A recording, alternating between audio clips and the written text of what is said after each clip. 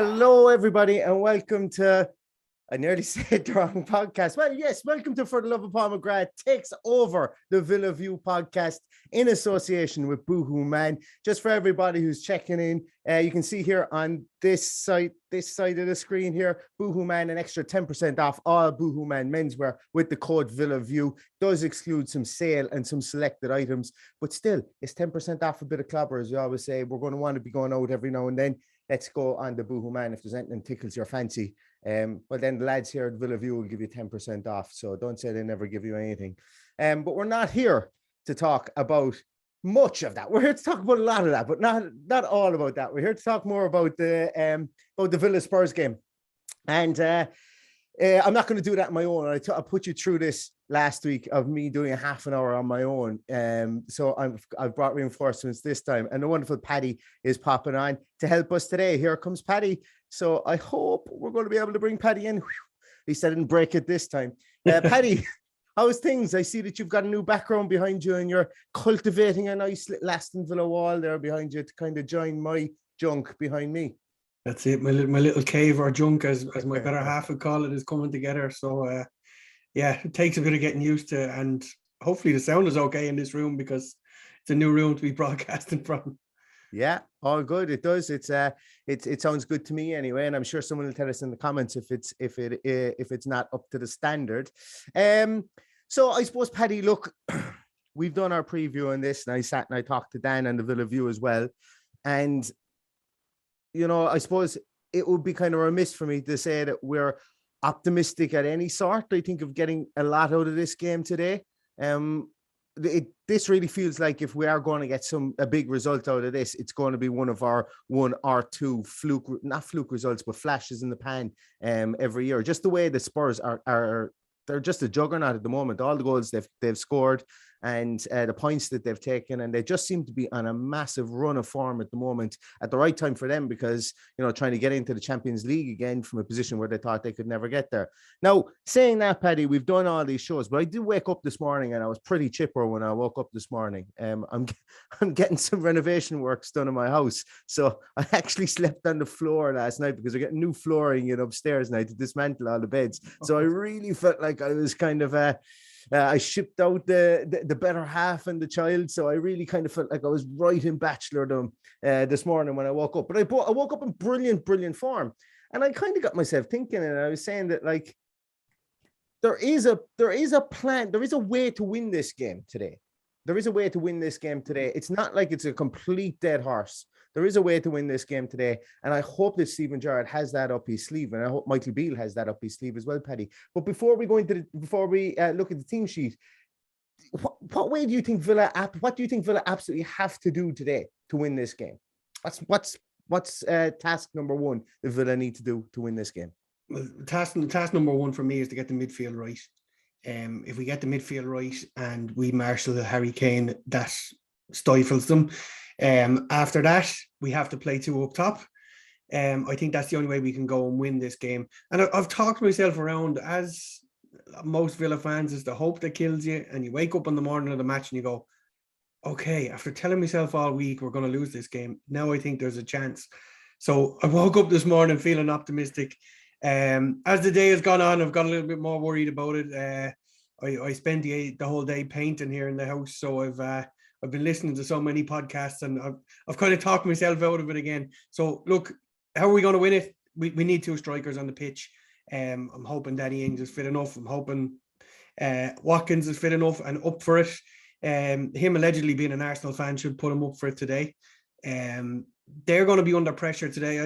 Did I see Arsenal were losing today? Arsenal were losing at some stage to Brighton, yes. Yeah. And obviously Arsenal having the two games in the hand of a lot of the teams around them. And first they're going to need them to slip up, and they're going to need to capitalize on everything that they do. And that's it. So they see that. I'm not up to date on the score at the moment, so they're going to see that as an opportunity if that's the case at this stage. Well, Paddy, never let it be said that I won't keep you up to date with the scores just beforehand. Let me open up something here. No, that's the wrong one. But yeah, look, you're dead right, Paddy, on what you said. It is a case whereby that Spurs are, like, that could be a good shot in the arm for Spurs. Brighton are winning 1-0 at Arsenal, 65 minutes gone. Southampton and Hassel don't like playing Chelsea. I think it's fair to say, because they're 6-0 down at this moment in time. So they mustn't be getting any free kicks around the box. Is what I will say in that instance, because there's no James Ward-Prowse specials coming from there, and Leeds are winning up against Watford. For those of you who are score watching, but once again, we're not here to talk about that. We are here to talk about Aston Villa. And what I want you to do, guys, we've got 4 minutes to go before the game. Pop in your comments there. Pop in any kind of mad notions you think that's going to happen with the team today. Do you think Coutinho is dropped in favour of Buendia? Do you think Callum Chambers starts up front alongside Golly Watkins? Do you think we play 2 goalkeepers? Anything, mad knowledge you want it to be, pop it in there and let's chat about it for the next 3 or 4 minutes. Simon Hurd, thank you so much, Simon, for your comment. Love the show, lads. Think we're going to do it today. And as I say, that's the beauty about being an Aston Villa fan. You're looking at your feet for a whole week, and then all of a sudden you wake up on a Saturday and you go, I can take over the bloody world. I've got my face out of my chest again and I'm looking straight ahead. And look, I think that's a great thing about being an Aston Villa fan, is that it is the hope that kills you, but it's the hope that makes you continually come back again. And I'm kind of like you, Simon, as well, in that aspect, whereby I think that, you know, the closer the game creeps towards us, call it blind faith, but, you know, we might get something from it, but we may not get something from it. So I'm kind of coming into it, my expectations low, but but it's easier for me to watch the game if I feel like we're going to get something out of it as well. So call it blind faith or whatever you want to say. I think for us, this game has come at the worst possible time, because it feels like we're going on an international break now, because we've got 2 weeks without a game. So I just really want us to put in a performance today. I want to be able to sleep tonight and not feel hard done by or anything like that. So yeah, I just want us to put out the right team to go and give them a rattle today, because we've got to sit in our hands for the next 2 weeks and wait for us to wait for the next one.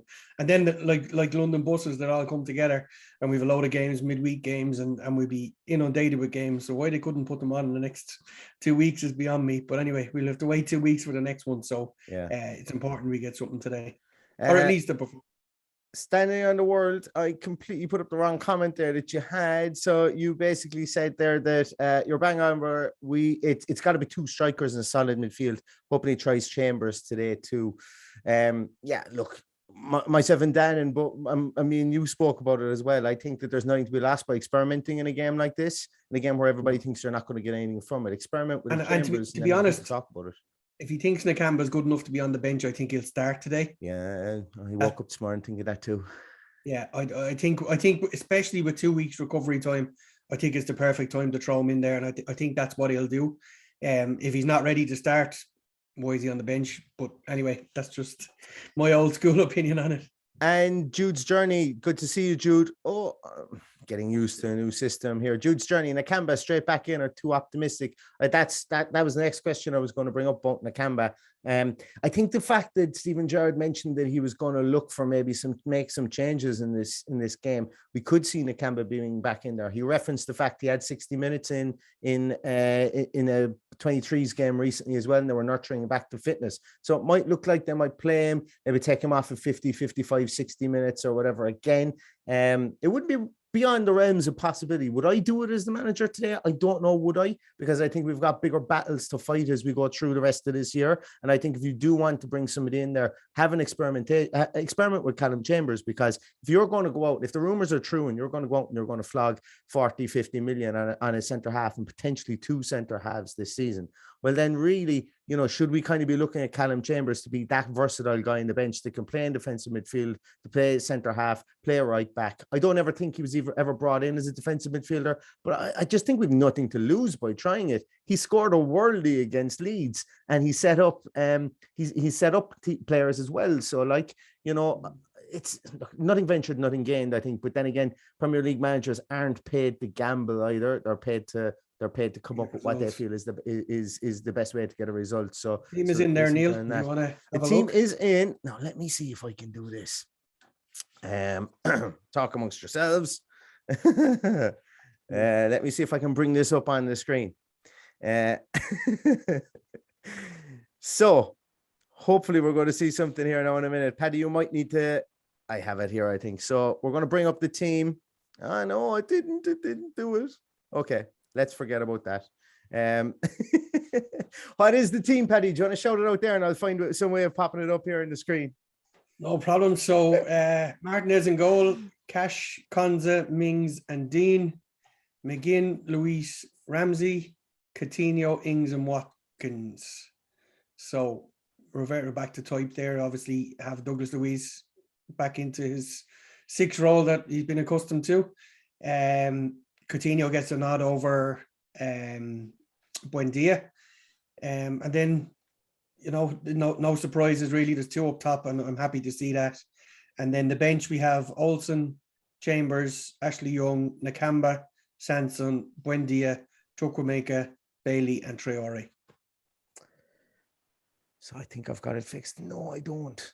Apologies. This is me being stupid here, guys. So I do apologize here. So looks like we're kind of reverting to type. He talked about making changes. Did he really make changes? Well, in the strictest sense, Paddy, I know we've basically just gone. This is the team we would have played last week if all these players were fit, and if he played Sanson last week or whatever. But technically, he has made changes. Yeah, he's obviously played two up top instead of one up top. He's dropped Sanson, and Douglas Luiz comes back in. So technically, there's changes there. Is there anything drastic? Is there anything to have a tantrum about? No, absolutely not. It's just we know what we're going to get out of these lads, and hopefully we get a big performance. Yeah, I'm a bit underwhelmed. Going to be really honest. I expected this team to come out in a kind of a sad way as well. I expected this team to come out, but I'm still a bit underwhelmed. I'm underwhelmed in the fact that it's very samey. Stephen Gerrard is talking about evaluating players. He spoke about, he specifically pointed out Douglas Luiz in his press conference when he was asked about a contract. He said, we haven't done an individual evaluation on that player yet. That was a weird thing to say as well, by the way, but that's not for this podcast. That was a really weird thing to say. And I thought basically that to me was writings on the wall. If we get money, you're gone. But that's for a completely different podcast. It's just a strange turn of phrase. But if you are going to, if you keep playing the same team, how are you going to evaluate any players? Based on what happens. And I think that's the poison pill that we have here. The fact that we said that the Premier League managers are paid to get results. But I don't feel that he should be castigated for not getting a result at home against Spurs, who are by far and away outside Liverpool and Man City, the form team in the Premier League at the moment. So it is a poison pill. But then again, don't come out and say in the press conference you're going to make changes or make it sound like you're going to make wholesale changes. Like I was listening to Spaces last night and the night before, and because there was the reference to changes, people were talking about, hey, maybe we might see Chukwuemeka get a start at number 10. Maybe we'll see Jacob Ramsey getting rested in midfield. Maybe this, that, and the other. But for me, it's like I don't know. It's very samey for me. But look, if we go out and we get a draw, the one thing I will say, in fairness to Stephen Gerrard, is why show your hand? Why let the other manager not think about what you're going to do? So, he's probably right to say there's going to be changes and not let anybody think how many there's going to be. But anyway, there you go. So you managed to work the two ways. I managed to get this to work. Yeah, never let it be said that my brain, I can't do two things at the one time. I can't chew gum and walk at the same time. So look, let's take a look at the Spurs team there as well. They've got Lloris, they've got the Irish Cafu and Matt Doherty, who's turned into the next coming Leon Messi recently. It's just flicked off the screen and it's back. They're going to have Ben Davis and Romero and Dyer are going to be their back three. Emerson Royale is going to take up the right wing or the right wing back role. I would imagine Matt Doherty has been on the left wing back role. Højbjerg, Bentancur, as much as it sickens me to see the two of them in there because they're two personal favorites of mine. They are going to anchor down, and Son, Harry Kane and Kulusevski then are going to be your top three. Absolutely no surprises in that team. It's as solid as a rock. Potentially the only change there would have been is if Reguilon was going to come in and take back that left back spot from Matt Doherty. But as I say, Matt Doherty has become the second coming of Roberto Carlos and Cafu mixed together on that wing back position, whether it be for Ireland or it be for Spurs. So it's pretty much chalk, as they say in American sports, with regards to that team, the team that's been put out there. Just looking back on our team, Paddy, because it's a really interesting one. we don't have any injuries. There's nobody, bar Courtney House, there's nobody out injured at the moment. So this is our lot. And looking at our bench, that's our bench. You know, that's our strongest bench. We have nobody injured. Yeah. If I'm not mistaken, we have nobody injured at the moment. Yet we're going into a game against Spurs and kind of almost in a lot of our minds, maybe we shouldn't be doing this, but I'm going into this game going, we're already 1-0 behind. I never thought I'd saying that. That's again. A bit harsh. I think we were 1-0 behind anyway, given the role that they're on and how well they're playing. Yeah. To say that we're 1-0 behind on what we've picked, I think that's a bit harsh. No. So I meant that we were going into this game saying we're 1-0 behind. Yet then when you see the team and we're missing nobody, that was my point. We shouldn't be thinking that, I don't think, because we've got pretty good team out. And yes, we probably have the fatigue of watching these same players over and over and over again throughout the course of the year. And if you roll back the tape of me 12, 18 months ago, I'm screaming for stability, stability in the team. We need to build partnerships in this team. My biggest thing here at the moment is we're probably seeing it an awful lot now, where by this midfield three, the partnership, I don't know if there's a partnership being developed in there because there's no defined central defensive midfielder. And also the questions still linger over Watkins and Ings, bar the 2 games against Leeds and Southampton. That partnership is still under question. And now I've seen it in some circles. I'm not doing it, but I've seen it in some circles whereby the Konsa-Mings partnership is even being questioned. But once again, coming on the back of Steven Gerrard saying that he's willing to potentially replace his captain or bring in a better captain in the transfer window. So for me, yes, we've got the same 11 that are in there, but are we seeing stability and are we seeing anything being drawn from it there? Because this is our best team. This is our lot, that we have. And while, in fairness to me, it's not our best team. Our best team would see Nakamba in there from what we saw in our best collection, our best matchday squad is what I meant. Sorry, it's our best matchday squad. We spoke about it in the past about the fact that we're going to have 5 subs next year. Checkbook's going to have to be opened.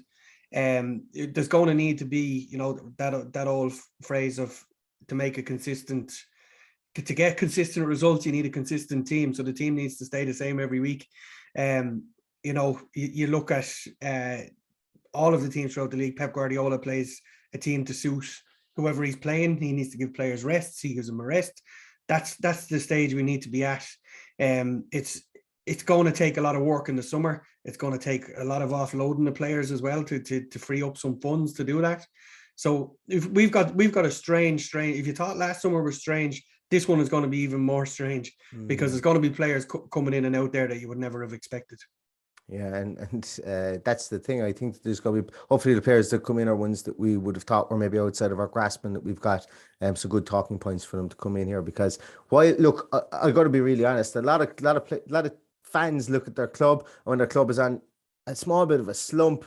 You look at the league table, myself and Dan spoke about this as well. You look at the league table, Dan was of the opinion that we were in a false position because we'd won 11 games and lost 16. And I said, well, no, we're not, because if you take it, if actual merit is winning games, you go into games to win them, whereas Brighton go into games to draw them and they've drawn 13 games. So I would say that if you're a team that consistently draws the majority of your points, well, then potentially you're in a false position because you need to win games to plummet yourself up the league and you're only treading water. Now, saying that, I am on record as saying we need to if we turned at least 5, 6, 7 of those draws or those losses into draws, we're in a better position. So it needs to be an equal balance throughout the course of the season for me. And I know that's just my opinion. I know other people have different opinions on it and there's no right or wrong way to think about it. We're 11th in the league and that's where we probably deserve to be. But then what I'm trying to get at here, and I've gone off on a tangent, what I was trying to get at here is that we're looking at this team, and I really believe that we've got fatigue looking at a lot of these players. We're looking at the same, specifically at the same midfield two in Luis and McGinn doing the same job and the same role. And, the definition of insanity is doing the same thing over and over again. And that's probably where we are at the moment. We're feeling a small bit insane and fatigued by seeing that. So, and while we might bring players in to push them, in the summer, and I think it really does stem from midfield here, Paddy. And I know I'm on a roll of talking here, and I will give you a second in a moment. And I've touched on about 4 different points, but I really think it all stems from the centre of midfield. That if there was changes, if there was someone we could bring in there, even, and I know that people are going to pillory me for this, but when we played against Man United, the difference between us winning and losing against United in the game that we lost was Nemanja Matic. Just somebody in there that can just do that job and is a big force to get around. He's not who I want, by the way, but you know what I mean. I think it's just the familiarity of knowing what we're going to get out of that midfield, and still hoping we're going to get something different. Your fatigue is not at the players that are in there. It's the players that are in there not doing what you want them to do. Yes. Not getting the results that you want. That's where the fatigue is coming from. And look, we've seen over the last 48 hours, season ticket prices are going to be increased. If we're going to see players of the caliber of Coutinho in there and his ilk and whoever we bring in the summer, that's the next step to becoming a big club. If you look at Man City when they suddenly started to become the force that they are, more money had to come in, the season ticket prices went up, totally expected. Mida pays for a season ticket and travels from Ireland. I'm totally okay with it, because to me it's a statement of intent that they're going to give us a better quality of entertainment to watch next year, and that's what we've just got to be hopeful for. And have a bit of patience, wait for it to happen, and when it happens, we'll enjoy it.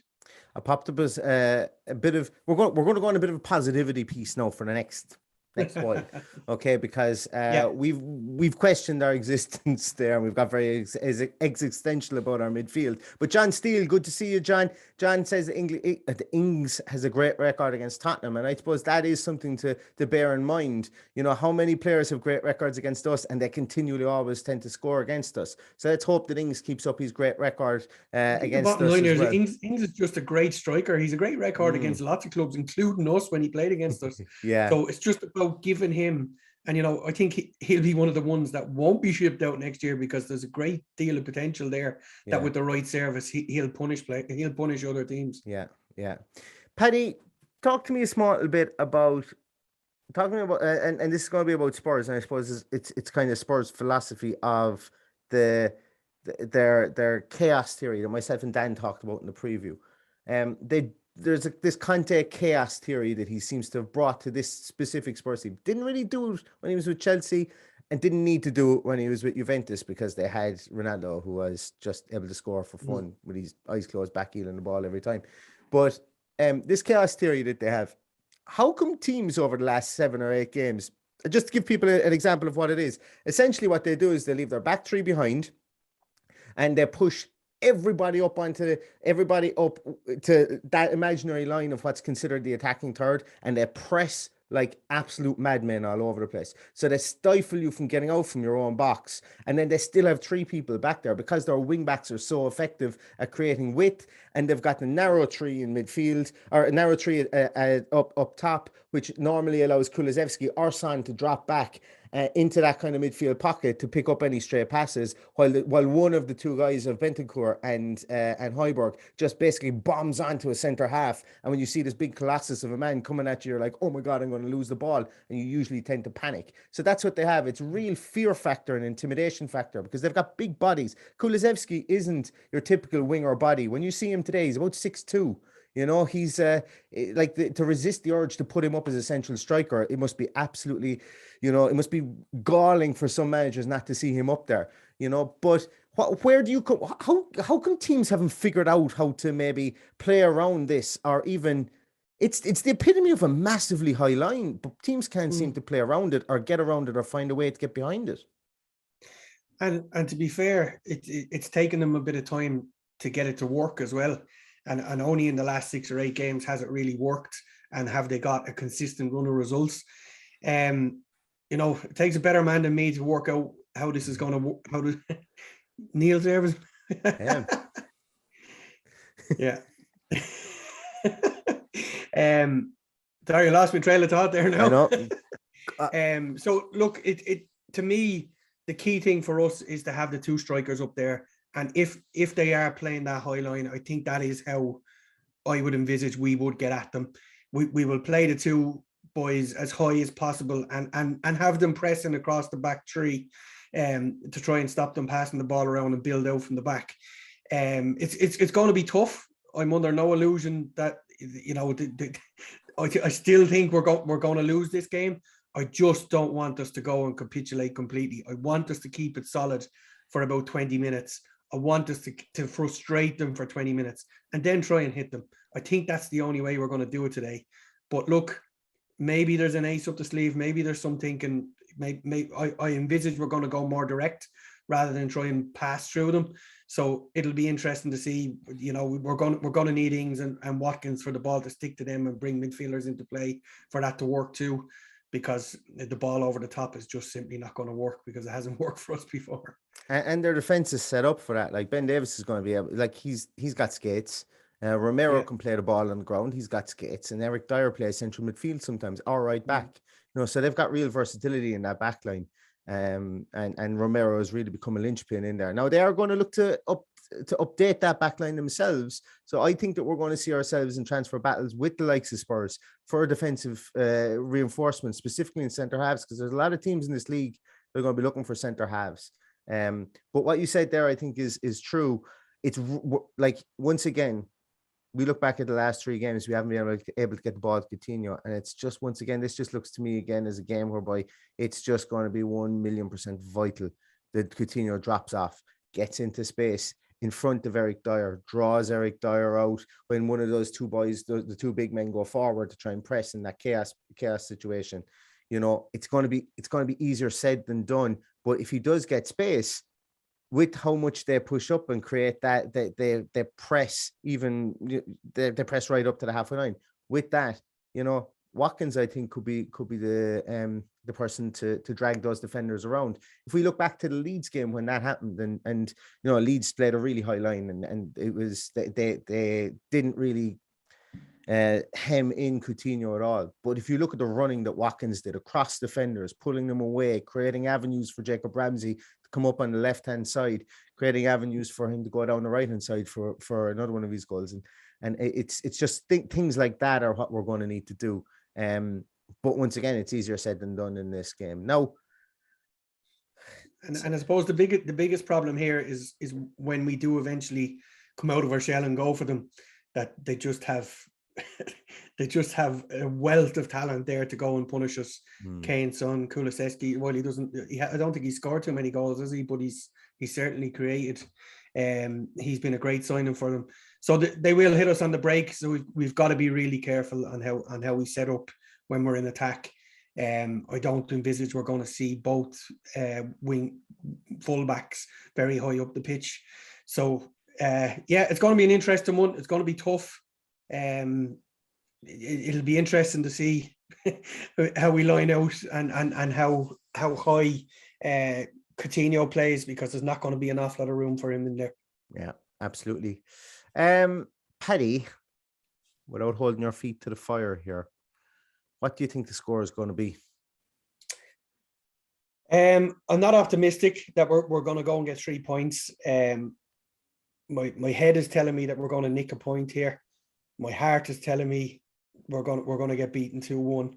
So I'm going to go 2-1 Spurs, but I'm hopeful of a better performance than we've had in the last few games. And I think if we can put that performance together, if we can really stifle them, if we can get a goal against them, and if we come away with nothing, so be it. I just think we need a big performance today, and to show that we can cope with their madness, as you've outlined, with their tactics that they have at the moment. So it's going to be tough. Heart saying 1-1, head is saying 2-1 to Spurs. So fingers crossed. I've been 1-1 across the board, and I don't want to be hypocritical and change it now. So I'm going to go 1-1 again. I think I think we're going to score from a set piece today. No reason other than, the wind says we're gonna score from a set piece today. That's my only inkling on this one. But we do need a performance. I think I'm happy in this game again. If we stem the bleeding, if we look like a coherent unit, if we just look like we've got a plan. I'm sorry to say it, but like for the first 45 minutes against Wolves, it was schoolyard soccer. You know, there was people just running everywhere. We were out of position. We were dragged easily out of position. We can't have that happen today. Not with Son, Harry Kane, and Kulusevski. We just can't have it happen. It could be head and hand stuff if that happens. And I know the bar is low when you say I just want us to look structured today, but we did it under Dean Smith. You know, with the majority of these players, we were able to look structured. And if we could just tap into that again, like we did against Leicester at the start of last season, Arsenal at the start of last season, you know, that structure is what we need. And we need to not want to go gung-ho. Like, I'm okay with Matty Cash crossing the halfway line twice in the first half and going in 0-0 at halftime. I'm very much okay with that. As long as we go in 0-0 at halftime and then ease our way into the game. But like giving away silly goals in the first 8, 10, 15, 20 minutes of the game, it's just that to me would almost be unacceptable in this game, because we did it against Arsenal and we gave away a goal. I think it was around the 25th minute. Could have been a bit later, but like we gave away a goal in the first half. And it was a silly goal to give away because there was no need to give away that free, and then we were asleep to it. The goals we gave away against Wolves were silly goals, you know. So I don't want any lapse concentration mistakes. I don't want any structure mistakes. That's what I want to see from the game. And if we end up losing to a belter of a worldie, well, then so be it, you know. But at the moment, we're not losing to worldies. The start of last season, Leeds came, they scored, like, we played against Southampton and we lost 4-3. They were all worldies, like the Southampton scored. We're not conceding worldies at the moment. We're conceding bad goals. And that's what I want to see stopped. Yeah. That's certainly what I want to see stopped. That's the most important thing. And I think the most important stage of this game is to start the first third of the game. Is just to keep them at bay, stifle them, work hard. We need an awful lot of work from those midfield three. McGinn and Ramsey are going to have a lot of defensive work to do early on, and I think if we can keep it to the first 20-30 minutes at 0-0, there's still a good chance for us, and if they're struggling to break us down, I think we might nick something out of it. Yeah. Everybody, I think that's going to do it for us today on this takeover of the Villa View in association with Boohoo Man. Remember, 10% extra off all Boohoo Man menswear with the code VillaView at checkout. That 10% is excluding some sale and some selected items. It's actually been really good to talk through this. I've been up, I've been down. I've actually been, somebody mentioned there that Neil sounds nervous, and I kind of am a bit nervous over this game, because I really want us to play well, and I don't want us to get a shellacking in this game. I really don't. And that's a great word. I really just wanted to throw that word in there somewhere into this podcast as well. But I want us to look good. I want us to start looking like we've got a bit of structure about us. You look at the likes of other teams that have played this weekend. Newcastle look like they have a structure about them and they're coming up through the league. Fair play to Eddie Howe for that. Wolves looked like they had a structure last week. Brighton, are they still 1-0 up against Arsenal? They might be. This hasn't refreshed. Arsenal are 2-1 up against Arsenal in the 90 minutes plus. You know, Brighton obviously do have a structure. They always do, and that's their hindrance sometimes. But I really want us to see. You want to see a structure with us today, and not go out there and ship easy goals. Yeah, that's going to do it for us today, guys. Once again, thank you to the Villa View for giving us the platform. Please like this video link if you're looking at it, and please leave a comment underneath there. Also, subscribe to the Villa View, subscribe to us on YouTube as well, and for the love of Paul McGrath, follow the Villa View on Twitter. And also, you know, you'll be able to find them. They're the only Villa View that's there, and we're the only For the Love of Paul McGrath podcast that's there on Twitter as well. But it's been brilliant having your company today, everybody. Thank you so much. I hope you enjoyed it. Sorry about the small few technical difficulties during it and getting used to a new system, but we will have those ironed out for the next day. Hopefully, we don't have any technical issues within the structure that we put out in the team today, and we go on to have maybe an unexpected victory against Spurs today. So sit yourself down, get yourself nice and calm. Don't be a bag of nerves like me. Fix yourself your favorite beverage and your favorite snack if you're watching from home. If you're in the stadium, roar your guts out and shout the team on to victory. But this is about all we can do today to wish well on the team. It's up to the players to do it now. And with that, we're going to leave you guys, and all that's left to say is up the Villa. Up the Villa.